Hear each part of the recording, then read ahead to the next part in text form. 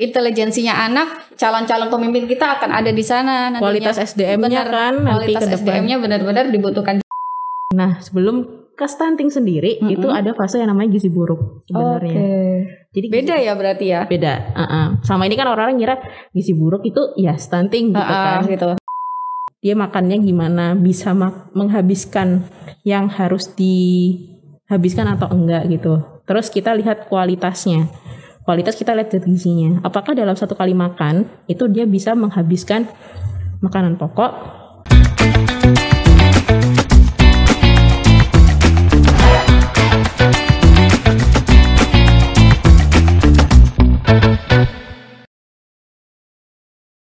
Halo Tribuners, Anda sedang menyaksikan Medical Podcast bersama saya Sulfi Sofiana. Medical Podcast kali ini merupakan podcast yang membahas tentang hal-hal terkini dan terbaru di dunia kesehatan dan medis.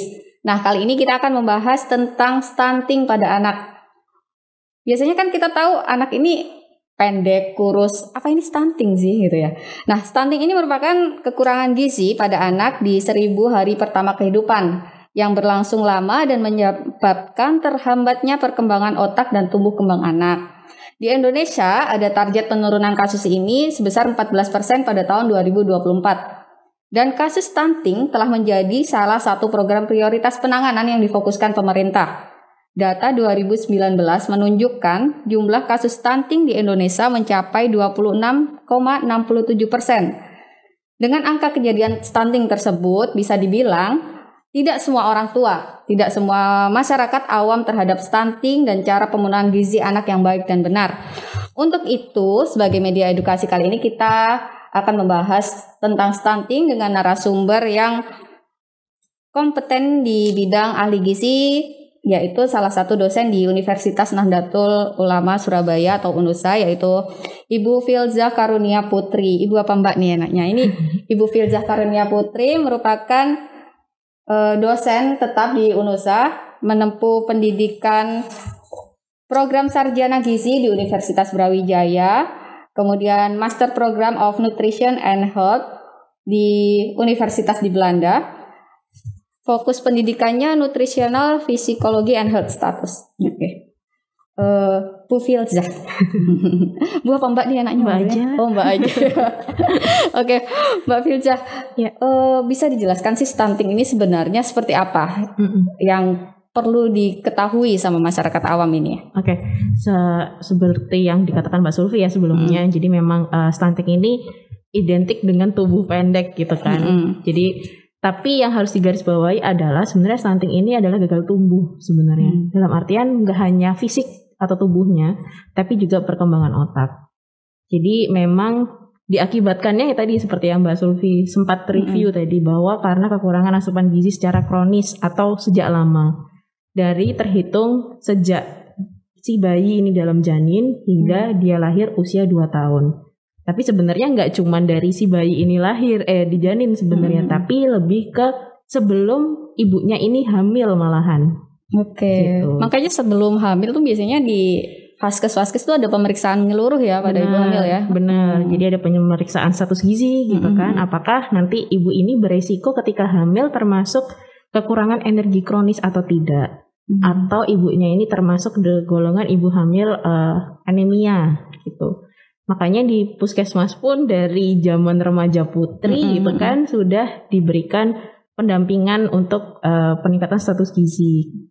Pemeriksaannya bisa menggunakan lingkar lengan atas gitu. Kalau dia kurang dari 23,5 cm itu resiko untuk kekurangan energi kronisnya tinggi. Oke. Gitu. Jadi bukan hanya sekedar gimana proses melahirkan ya, tapi asupan gizi anak sampai lahir itu nanti juga dari orang tuanya gitu. Benar sekali. Terutama untuk ibu karena kan yang mengandung kan ibunya gitu. Oke, dari mulai kekurangan gizi ini bisa dilihat dari apa gitu? Gejala awal stunting mungkin yang bisa dikenali orang tua ini. Jadi gejala awal stunting. Nah, sebelum ke stunting sendiri itu ada fase yang namanya gizi buruk sebenarnya. Jadi beda ya berarti ya? Beda. Sama ini kan orang-orang ngira gizi buruk itu ya stunting gitu kan. Gitu. Nah, kalau gizi buruk ini biasanya secara akut atau cepat karena mungkin anaknya sakit atau dia lagi nggak mau makan gitu kan. Biasanya anak kecil ini kan kalau makan suka mut-mutan ya, atau yang kita kenal biasanya GTM. Iya, istilahnya ibu-ibu sekarang kan, aduh anak ini GTM gitu biasanya. Ya semua sih ya, mungkin di usia anak udah mulai asip, MPASI itu udah mulai susah makan itu. Benar. Dan memang resiko untuk ke stunting itu lebih besar ketika anak sudah mulai menerima yang namanya MPASI. Karena di situ adalah fase-fase kritis, karena kan ASI eksklusif udah lepas ya Mbak. ASI eksklusif udah lepas, udah mulai makan, di mana fase ini dibutuh ketelatenan ibu gitu kan, dan kesabaran ibu. Nah jadi awalnya tuh dia nggak mau makan atau sakit, fasenya gizi buruk. Nah kalau gizi buruk ini tidak tertangani, nanti dia akan kekurangan asupan zat gizinya secara jangka panjang, kronis, gitu. Nanti jatuhnya ke stunting. Nah, taunya dari mana? Taunya dari tinggi badan menurut umur. Oh, tinggi badan, bukan berat badan nih? Ya, tinggi badan. Jadi kalau stunting karena dia kekurangan zat gizinya lama, kronis, itu biasanya memang pengaruhnya ke pertumbuhan. Nah, pertumbuhan itu kan biasanya orang-orang identik dengan tulang ya. Tingginya nih udah nggak lebih tinggi daripada teman-temannya atau nggak sama, misalnya lebih pendek. Selain itu juga kita bisa lihat pertumbuhan gigi, pertumbuhan rambut, dan terutama perkembangan otak. Biasanya anak dengan stunting itu dia cenderung lebih tidak aktif. Gitu. Aktif dalam hal fisik atau biasanya kan ada gini, ibu-ibu itu, oh anak saya kurus ya, gitu. Ibu anaknya kurus, tapi nggak masalah, anaknya pinter loh, udah bisa ngomong, udah bisa gini gitu. Nah kalau di anak stunting kemampuan itu sendiri nggak terganggu juga, terhambat. Patokannya di mana gitu kan, kita tahu nih anak sudah sesuai umur atau enggak perkembangannya gitu kan. Perkembangan dalam artian dia bisa bicara apa enggak, dia udah mulai istilahnya mengenali warna atau seperti apa, kita bisa ceknya di buku KMS. Jadi kalau sekarang kan buku KMS-nya 2 ya Mbak. Jadi bagian ibu sama bagian anak. Jadi tahun berapa itu? Dari tahun 2020. Jadi dari ibunya hamil sampai nanti ibunya melahirkan anaknya 5 tahun itu jadi satu buku. Jadi ini bukan cuma sekedar buat nyatet berat badan ya. Iya. Kadang kan ibu-ibu bawanya pentingnya ini buat dibawa ke posyandu, ukur berat badan, tinggi badan gitu. Ngeliatin KMS aja gitu kan. Iya, benar-benar. Tapi di sini lengkap banget. Jadi selain untuk mencatat perkembangan dan pertumbuhan si anak gitu ya. Di sini juga ada kayak panduan gimana sih cara memberikan MPASI gitu kan, yang tepat sesuai usia. Terus perkembangan anak-anak umumnya di usia 6 bulan anak kecil tuh udah bisa apa aja sih gitu.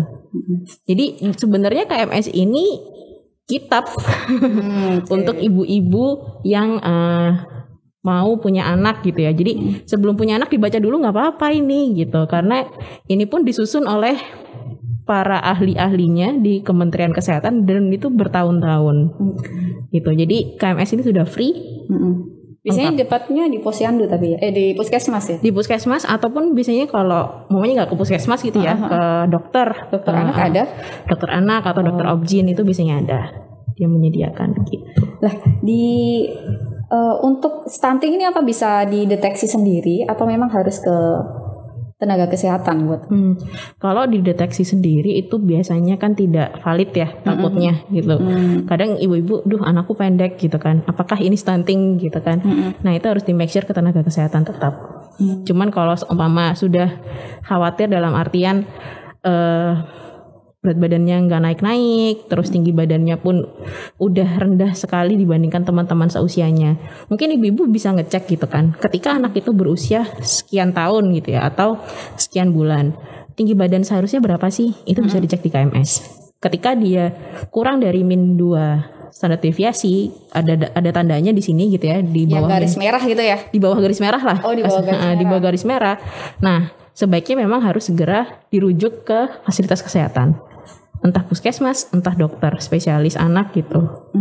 Nanti penanganannya apa biasanya? Penanganan untuk anak stunting biasanya memang ke tumbuh kejar atau kejar tumbuh gitu kan.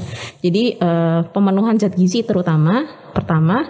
Kalau seumpama dia ada penyakit penyerta, juga disertai perawatan untuk penyakit penyertanya. Gitu. Misalnya apa? Kalau penyakit penyerta yang bisa menjadi faktor stunting. Benar, anak stunting itu rentan sekali terkena penyakit infeksi, Mbak. infeksi di manapun. Manapun. Dimanapun gitu. Karena dia tadinya itu yang gagal tumbuh itu tadi, otomatis perkembangan respon imunnya atau pertahanan tubuhnya itu juga ikut berkurang.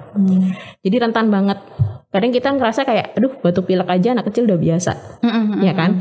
Tapi belum tentu, karena dia batuk pilek, nafsu makan turun gitu kan. Jadinya dia asupannya juga berkurang. Kalau itu berlangsung secara lama, jangka waktu lama, yaitu otomatis berpengaruh ke pertumbuhan dan perkembangannya dia sendiri. Gitu. Berarti bisa dilihat dari sejak balita. Maksudnya di bawah 1 tahun sudah bisa dilihat ya. Maksudnya misal dia memang grafiknya di bawah, itu bisa diindikasikan mengarah ke gizi buruk atau stunting berarti. Jadi kita bisa ngeceknya lewat KMS tadi.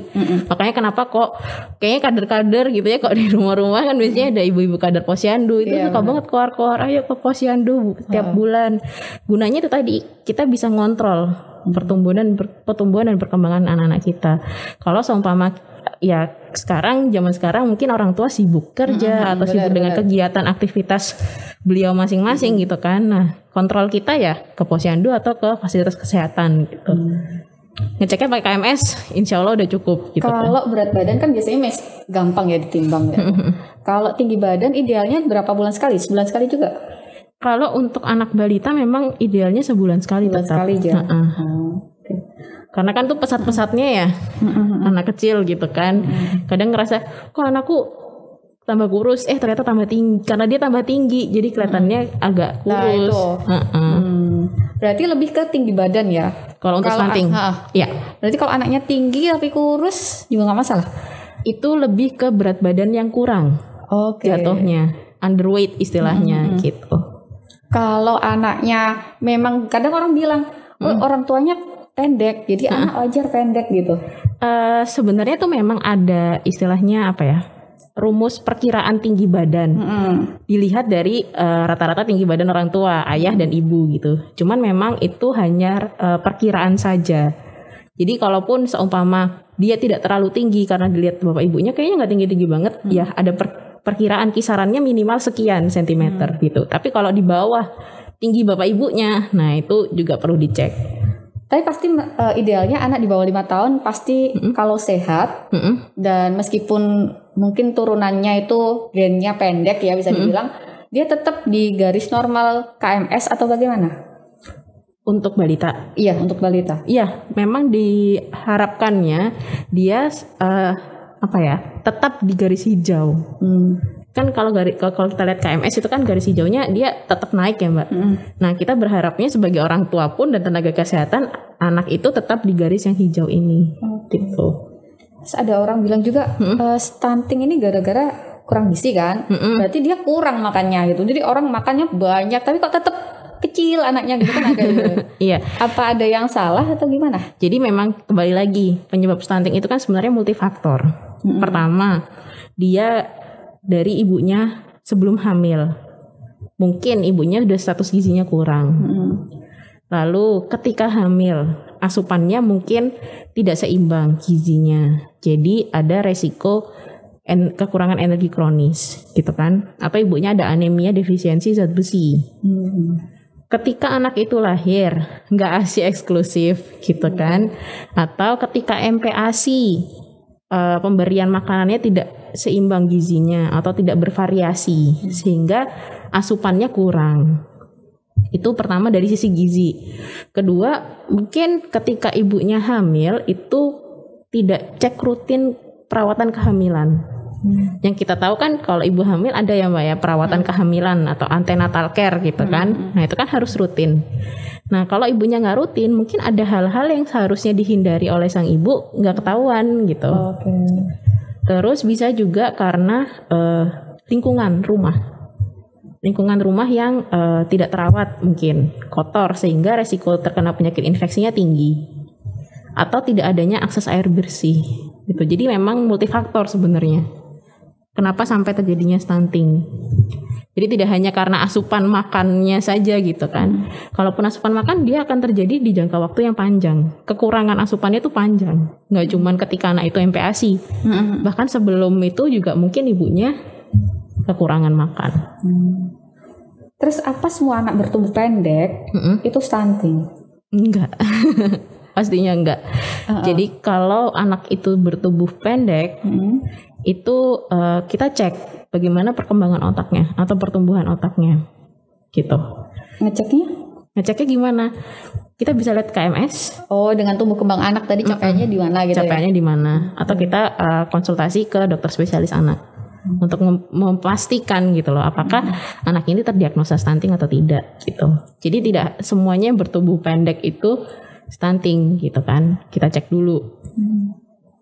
Kemudian stunting hanya bisa diperbaiki saat bayi baru lahir. Ada mitos kayak gitu juga tuh. Itu mitos apa fakta? Itu sebenarnya kembali lagi ke penyebab ya. Jadi ketika kita ingin, dalam artian memperbaiki itu berarti kan tumbuh kejar gitu kan. Tumbuh kejar itu memang fokusnya ketika balita, usia balita. Lewat dari itu, maksudnya kalau udah lewat dari 5 tahun gitu ya, dan anak ini masih terdiagnosa stunting, itu memang kita fokusnya ke perkembangan kognitifnya gitu. Tapi untuk tinggi badan memang fokusnya adalah saat balita. Gitu. Tapi sebenarnya harus bisa dicegah sih Mbak, dari sebelum ibunya hamil tuh udah dicegah harusnya. So ada kekhawatiran orang tua nih, oh saya kurang gizi nih dari hamil gitu, kayaknya tak kasih makan cepet-cepet aja deh, nanti biar gak stunting gitu. Ngefek gak sih sebenarnya MPASI dini gitu bisa dibilang? MPASI dininya ini umur berapa Mbak dimensinya? Ini.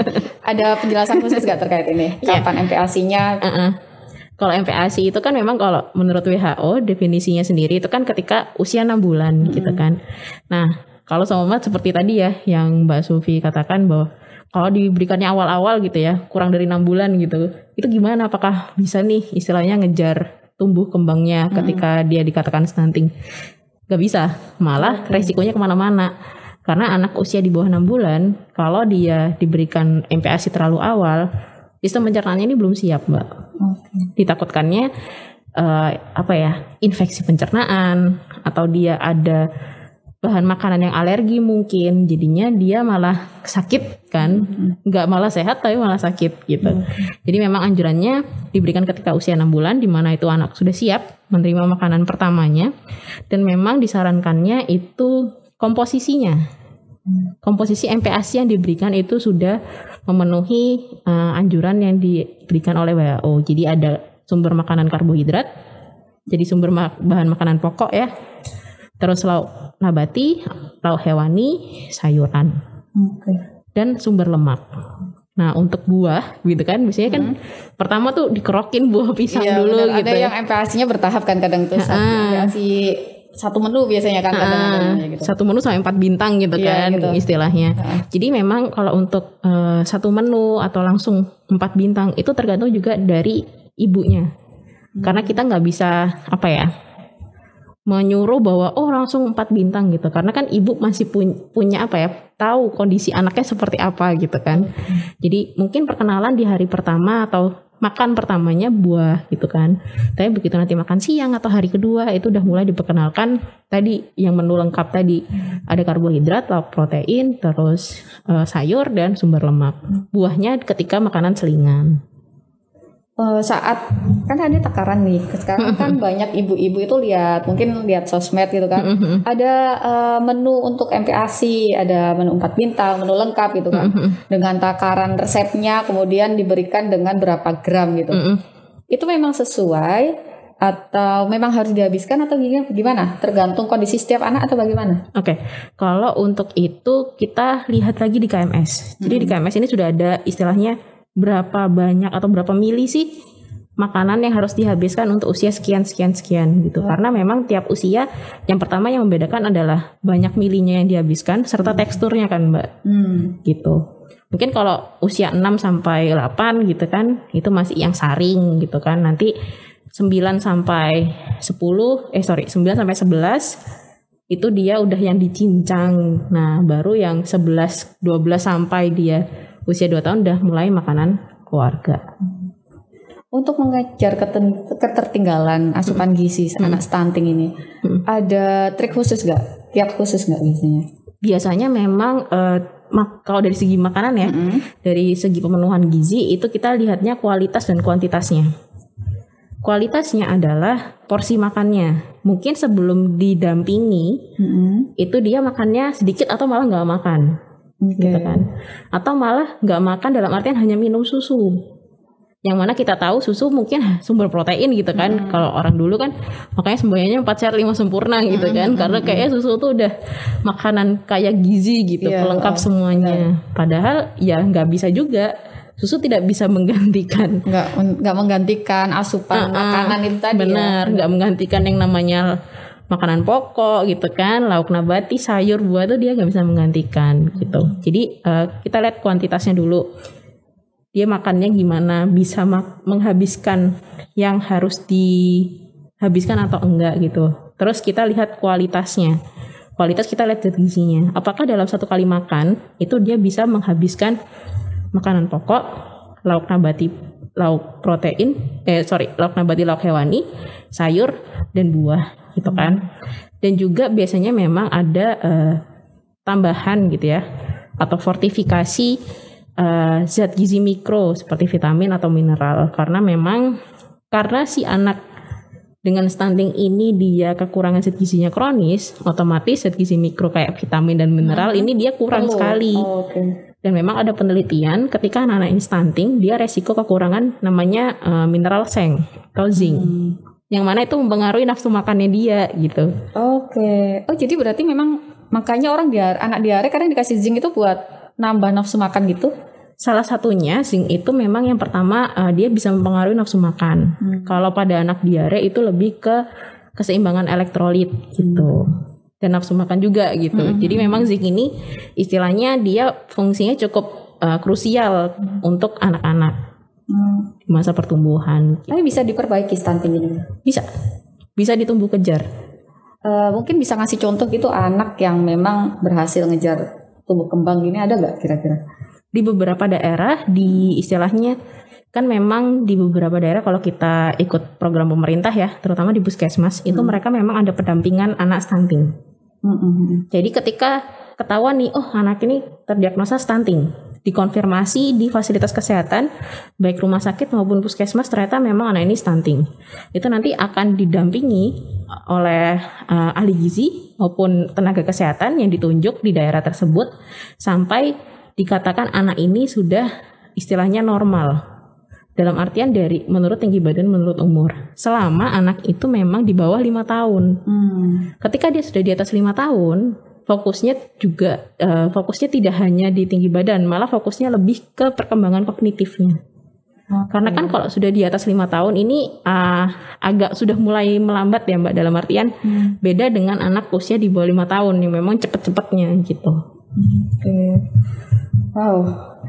Banyak tabir rahasia. Jadi memang perlu banget ya, maksudnya orang tua memang datang ke vaskes setidaknya. Kadang orang tua sibuk kan nggak ke vaskes Kak. Biasanya mereka ke dokter anak aja, dan kadang dokter anak juga kalau bukan yang spesialis tumbuh kembang, kadang juga kan nggak memperhatikan hal itu gitu. Biasanya cuma berat badan untuk sakit gitu kan ya, diperiksa, dicek ada penyakit bawaan atau tidak kayak gitu kan biasanya. Berarti memang kalau orang tua nih ya, kalau memang merasa, karena jadi orang tua ini nggak ada sekolahnya gitu. Bener. Kan ya. Kalau memang merasa ilmunya kurang, yuk rajin-rajin ke posyandu gitu ya. Rajin-rajin ke posyandu, ke vaskes terdekat setidaknya. Kalau anak memang dirasa tumbuh kembangnya tertinggal gitu ya, bisa langsung konsultasi ini ya. Iya. Sekarang kan media online udah mulai banyak gitu kan. Banyak sekali website yang istilahnya sudah terverifikasi oleh tenaga kesehatan. Jadi istilahnya banyak banget informasi mengenai mamanya dari mempersiapkan kehamilan, pada saat hamil, menyusui, terus anak yang udah mulai MPASI, sampai anak itu udah usia 2 tahun ke atas. Jadi kita bisa cari informasi di mana aja asalkan tuh terverifikasi oleh tenaga kesehatannya sendiri. Untuk asupan gizi anak nih biar nggak sampai stunting, kira-kira ada menu-menu kandungan-kandungan makanan yang kaya protein atau kaya apa yang perlu dikonsumsi harian ini? Yang pasti sesuai dengan anjuran Kementerian Kesehatan gitu kan, yang namanya gizi seimbang. Gitu. Gizi seimbang ya sekarang. Ya, gizi seimbang. Gizi seimbang itu seperti apa? Yang pasti kalau mungkin kita scrolling ya di internet gitu, kita cari tumpeng gizi seimbang gitu kan. Dulu kan 4 sehat 5 sempurna nih Mbak. Benar. Sekarang udah nggak dipakai nih. Iya benar. Itu ya ibu-ibu nggak dipakai. Pakainya sekarang Tumpeng gizi seimbang. tumpeng gizi seimbang. Benar. Apa ini isinya nih tumpengnya? Jadi tumpeng gizi seimbang tuh paling bawah. Bentuknya kayak tumpeng memang. Jadi paling bawah itu adalah bahan makanan pokok. Terus diikuti oleh sayur dan buah. Terus protein nabati hewani. Nabati hewani. Lalu yang paling atas adalah garam, gula, lemak. Nah, garam, gula, lemak ini memang dibatasi. Kalau untuk anak-anak mereka memang sudah ada takarannya sendiri gitu kan. Kalau anak-anak yang belum usia istilahnya di atas 1 tahun memang kan dibatasi banget ya Mbak garam, gula, lemak. Garam sama gulanya. Kalau lemak sih oke aja gitu kan. Tapi memang tidak dianjurkan untuk makanan yang gorengan dengan minyak berlebih dan segala macam gitu. Terus untuk banyaknya atau kebutuhannya seberapa banyak itu sebenarnya sudah diatur juga oleh pemerintah di namanya AKG, angka kecukupan gizi. Gitu. Jadi anak usia sekian tuh berapa banyak sih energi yang harus dikonsumsi, proteinnya berapa banyak, karbohidrat dan lemaknya berapa banyak, itu sudah diatur semuanya sampai ke vitamin dan mineralnya sebenarnya. Itu bisa dilihat di sini ada juga. Di sini enggak, tapi mungkin bisa lihat di angka kecukupan gizi. Itu bisa diakses kok. AKG ya? AKG. Nah, ngomongin MPASI nih.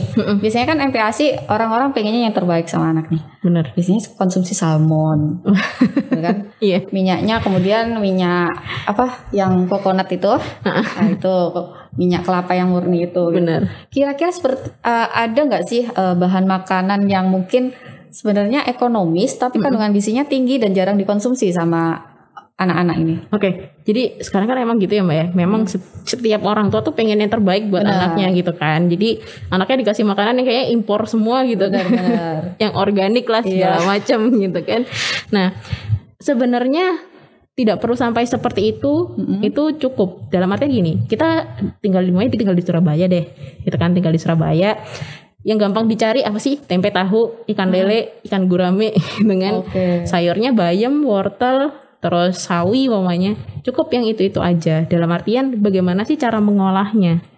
Pengolahan. Pengolahan maksudnya rekomendasinya seperti apa? Sekarang kan banyak yang pakai ini slow cooker kayak gitu, dikukus. Ada perbedaan juga nggak sih sama mungkin yang digoreng atau apa? Nah ya memang kalau yang pasti sih prinsipnya adalah beragam. Menunya, bahan makanannya, menunya, pokoknya beragam. Jadi anak itu jangan hanya dipapar satu jenis saja. Rata-rata kan gitu. Iya benar, capek ibunya soalnya. Benar, itu karena memang ya kan itu multifaktor juga ya Mbak ya. Multifaktor juga gitu kan. Salah satunya ya memang orang tua harus berperan penting ya di sini. Benar, karena memang mungkin aktivitas rutinitas yang terlalu padat segala macam akhirnya yang ada ya udah gitu kan. Tapi memang sebaiknya dipapar oleh beragam bahan makanan dan beragam menu. Jadi supaya apa? Supaya nanti ketika dia udah itu kan ketika MPASI ya. Ketika dia sudah mulai menginjak usia 1 tahun 2 tahun yang mana sudah sama dengan menu keluarga, dia bisa menerima. Dia nggak picky eater kalau istilahnya orang-orang sekarang gitu kan. Anaknya suka pilih-pilih makanan, nggak mau makan kalau nggak ini.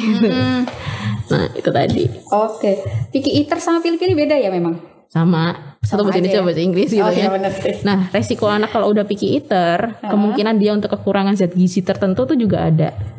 Karena dia hanya terpapar satu jenis bahan makanan gitu kan, yang kita tahu mungkin bahan zat gizinya belum tentu lengkap gitu. Kenapa sih harus suruh makan beragam supaya kita bisa memenuhi kebutuhan zat gizi kita yang cukup banyak dari zat gizi makro kayak karbohidrat, protein, lemak ataupun mikro yang kayak vitamin dan mineral. Gitu. Untuk ibu-ibu yang punya anak mungkin intoleran atau alergi bahan makanan itu bagaimana? Misal sekarang yang paling banyak kan mungkin alergi protein di ayam, telur kayak gitu kan banyak juga ya. Ada solusi nggak mungkin alternatif pemenuhan gizinya?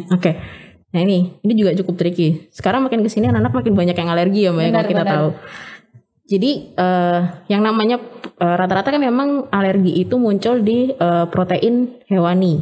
Contohnya tadi ayam, ikan, umpamanya telur gitu kan. Jarang banget tuh daging gitu kan. Benar. Cuman nggak bisa kok biasanya. Nah daging ini pengolahannya susah gitu. Daging pertama pengolahannya susah. Kedua dia agak sedikit mahal ukurannya gitu kan. Memang bisa pakai protein nabati. Tapi memang tidak dianjurkan untuk mengkonsumsi protein nabati terus-menerus. Oke. Karena memang tadi itu ditakutkannya resiko dia kekurangan zat gizi yang lain itu ada muncul. Kalau sama mama anaknya nggak bisa telur, kita bisa ganti ikan. Ikan itu biasanya yang paling sering menyebabkan alergi adalah ikan yang air laut. Oh gitu. Jadi kita bisa pakai ikan air tawar, lele, mujair gitu ya. Atau yang air payau kayak bandeng gitu. Oke. Jadi memang kunci terbesarnya untuk mengejar stunting ini adalah perubahan perilaku asuh dari orang tua ya. Benar. Pastinya ya. Pola asuh itu penting sekali karena peran orang tua gede banget Mbak, besar sekali. Dalam artian kalau ibu dan bapaknya ini nggak mau berubah, ya anaknya juga nggak bisa ngejar sendiri dong. Karena apa-apa kan dia masih disediakan kayak makanan, terus habis itu akses air bersih mungkin, atau lingkungan rumahnya yang tadinya mungkin beresiko sekali menyebabkan penyakit infeksi gitu. Tapi penyakit infeksi ini memang rawan kan untuk anak di bawah 2 tahun atau mungkin itu? Benar. Karena dia masih istilahnya masih dalam tahap pertumbuhan respon imunnya juga kan anak kecil. Makanya anak kecil kan ada jadwal imunisasi tuh. Benar. Nah, kenapa sih kok harus imunisasi? Dan itu tuh anak kecil kayak imunisasinya beruntut banget ya. Dua setahun ya, setahun setengah lah sebenarnya. Setahun setengah itu kan ada paketannya gitu kan. Ya mungkin yang bikin males kan kadang anak panas, rewel gitu. Iya. Ya benar. Karena itu tadi, karena dia masih dalam masa pertumbuhan, dia masih dalam masa perkembangan respon imun. Jadi memang diharapkan dengan adanya imunisasi ini membentuk respon imunnya dia terhadap penyakit infeksi yang istilahnya banyak banget menyerang anak kecil gitu kan, terutama balita. Ketika dia imunisasinya nggak lengkap, resiko dia terkena penyakit infeksi ini kan semakin besar Mbak. Kalau dia udah sakit nih, nggak mau makan, dan itu dalam jangka waktu panjang, otomatis resiko dia untuk menjadi stunting semakin besar. Oke. Gitu. Nah, misal nih kadang ada sebagian kaum ibu itu yang meragukan makanan bikin sendiri tuh olahannya nggak benar, asupannya nggak cukup. Jadi mending beli yang mungkin ya kalau di bawah 1 tahun ada yang fortifikasi gitu kan ya.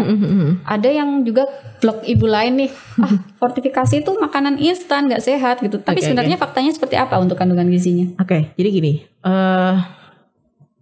makanan fortifikasi sama makanan instan ini agak ada perbedaan. Dalam artian gini, makanan fortifikasi itu adalah makanan yang ditambahkan. Ditambahkan, entah itu ditambahkan vitamin, ditambahkan mineral atau ditambahkan apalah gitu kan. Jadi bubur gak sekedar bubur gitu ya. Gitu. Tapi kalau makanan instan ini kan berarti makanan yang diolah secara cepat. Bubur instan gitu kan. Berarti bubur tinggal diseduh jadi gitu kan. Karena memang tujuannya dia bubur instan. Memang kebanyakan untuk makanan anak-anak itu terutama MPASI ya, Mbak. Itu makanan instannya ada fortifikasinya. Supaya istilahnya memudahkan ibu-ibu gitu kan, udah cepet penuh zat gizi gitu kan. Bener. Slogannya kan biasanya gitu. Nah, kenapa kok makanan instan ini sekarang banyak digandrungi ibu-ibu? Karena itu tadi, ibu-ibunya rutinitasnya padat gitu kan, butuh cepat tapi yang bergizi untuk anaknya. Kalau menurut saya sebaiknya memang anak itu dipapar oleh makanan rumahan. Ini ya mempengaruhi tekstur juga kan? Nanti karena apa? Yang pertama dia akan mempengaruhi pola makannya si anak. Karena makan sendiri itu sebenarnya pertama kali si anak itu menerima pendidikan. Makan kan di meja makan atau di kursi makan ya. Duduk gitu kan. Dia makan ketika dia merasa lapar. Terus habis itu makan tuh pakai sendok sama garpu sama mama atau pakai sendok gitu kan. Dia ngeliat ibunya nyuapin aja dia tahu, oh kalau makan tuh sendoknya udah masuk mau ke mulut tuh aku mulutnya harus buka. Terus oh sudah habis berarti tandanya aku sudah selesai makannya. Kan makanya ada feeding rules gitu ya, aturan makan maksimal sekian menit gitu kan. Lewat dari itu memang sudah ya udah selesai. Karena di situ anak-anak belajar bahwa oh udah selesai nih makannya. Berarti aku kalau lapar harus makan. Jadi kalau aku nggak habis nih, berarti aku harus nunggu jam makan selanjutnya. Nah, kalau kita pakai makanan instan, itu nggak beragam. Pertama nggak beragam bahan makanannya, karena itu aja. Kalau makanan rumah kan macam-macam. Ibunya sekarang lagi ada wortel, masaknya pakai wortel. Ibunya lagi ada buncis, pakai buncis. Ibunya lagi ada tempe tahu. Kalau makanan instan kan ya macam-macam, cuman jenisnya itu lagi bener. Akhirnya nanti semakin dia besar, budaya makannya itu akan beda dengan kalau dia makan makanan rumahan. Pertama, perkembangan tekstur rasa. Secara nggak langsung nih Mbak, kita punya preference, aku suka makan ini, aku suka makan itu tuh dari kecil. Jadi benar-benar pendidikan pertama si anak itu adalah ya saat makan, MPASI itu. Ya. Benar-benar.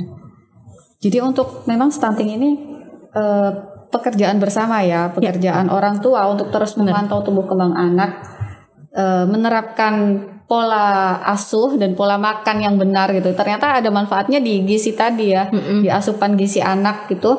Kemudian juga peranan nakes juga untuk terus giat memantau, mengingatkan orang tua untuk vaksinasi, mencegah juga imunitas anak tadi kan, memberi imunitas yang cukup. Kemudian juga memberikan pendampingan orang tua yang memang nggak ada belajarnya, nggak ada kuliahnya, nggak ada sekolahnya. Ini mau anak mau dikasih makan apa kalau nggak cari tahu dari Vaskes, dari nakes juga dari mana kan ya? Benar. Oke, terima kasih sekali nih Mbak Firza untuk informasinya. Semoga harapannya ke depan ini benar-benar ya untuk target tahun 2024 ini stunting benar-benar bisa dikurangi. Benar-benar. Secara signifikan karena memang dampaknya untuk generasi emas yang akan kita datang ya. Benar-benar. Ini nanti kan ngefek juga ya ke maksudnya perkembangan otak. Berarti kan intelijensinya anak, calon-calon pemimpin kita akan ada di sana nantinya. Kualitas SDM-nya kan nanti kualitas SDM-nya benar-benar dibutuhkan. Jadi terima kasih sekali ilmunya. Semoga ke depannya ibu-ibu jangan ragu untuk konsultasi, bisa ke Vaskes, ke ahli gizi bisa ya. Silakan. Apalagi Bu Filza ini Kak Filza ini sekarang sudah mulai merintis nih ya, ada untuk membuka konsultasi nutrisi ini. Mungkin bisa sekalian dipaparkan nih, kalau kan ada startup nih ya. Startup untuk konsultasi ibu-ibu bisa di mana nih kira-kira yang punyanya Kak Filza tadi? Bisa, kita ada aplikasi namanya Konsultan Gizi gitu. Jadi bisa di-download di Google Play Store. Terus nanti bisa konsultasi gratis dengan ahli gizi gitu. Jadi untuk wacana barangkali ibu-ibu sibuk, gak ada schedule ke dokter anak, ke puskesmas udah tutup setelah jam kerja kan ya, mungkin bisa secara online nih. Terima kasih Mbak Filza, semoga ilmu ini bermanfaat untuk ibu-ibu sekalian dan Tribuners sekalian yang memang mau memperbaiki generasi yang akan datang. Sekian Tribuners, Medical Podcast kali ini, jumpa lagi nanti dengan Medical Podcast selanjutnya.